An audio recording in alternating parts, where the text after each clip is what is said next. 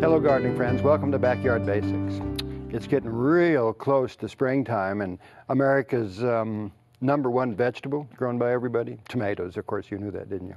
So we're getting ready. We need to get prepared, and we need to get that soil in really good shape. One of the things that I do is make compost at home. I use a 3-bin method. It really allows me to be putting in vegetables every day, having some that are beginning to finish, and then the raw materials over here waiting to go in, and then an empty one. So I can keep turning the piles, which are very important, in order to get a beautiful compost like this one right here. You can see the little sticks in there. It doesn't make any difference if those are still there. Here's a leaf, but when they crumble up like this, that's a good sign that the compost is ready. Look how beautiful a compost you can make at home too. I just use leaves and vegetable scraps every day. On occasion I put a little bit of soil in there, but it's beautiful. Takes a while. You can do this at home. This is the best compost you're going to find anywhere. It's the compost that you make at home. So what we're going to do is, in that spot, a good sunny spot out in the yard too, it's very important, and they really like a nice soil. And that's what the compost is all about, building a healthy soil full of microorganisms. Those are the guys that broke down the raw materials, and so now they go into the garden. Isn't that nice? And so we don't use a lot of nutrients at first. We try to just get that slow start, get it established. The one thing that we need to work in would be minerals. Mineralizing the soil is really important.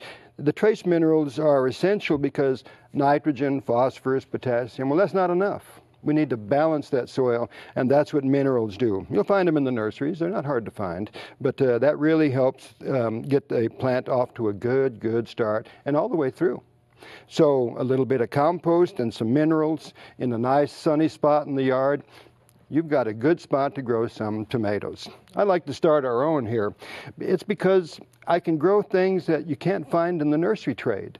And so here's 2 different varieties right here. We mark them clearly so that we don't mix these up with these. Got a lot of them here. Probably won't use them all. Give some to some friends and let them try out some of these varieties also. These are heirloom tomatoes. So to get them started, you can find these little containers at nurseries, or you can use an egg carton or a little Dixie cup, you know, anything like that to get going. Make sure it's got drainage.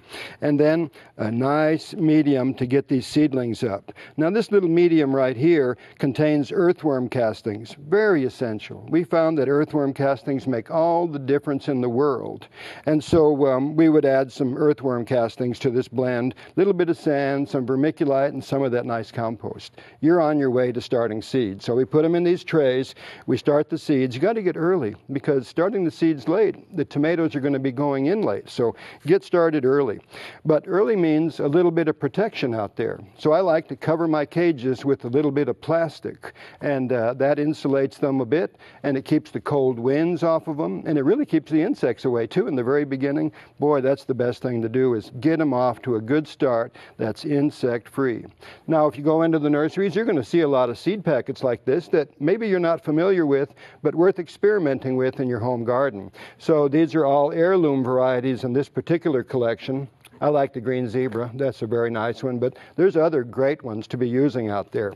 So as you can see, it's time to get out there and start working on your tomatoes. Get that bed together. You know, it really makes a difference. And when you see the results, you're going to see a bunch of tomatoes just like this one from your home garden.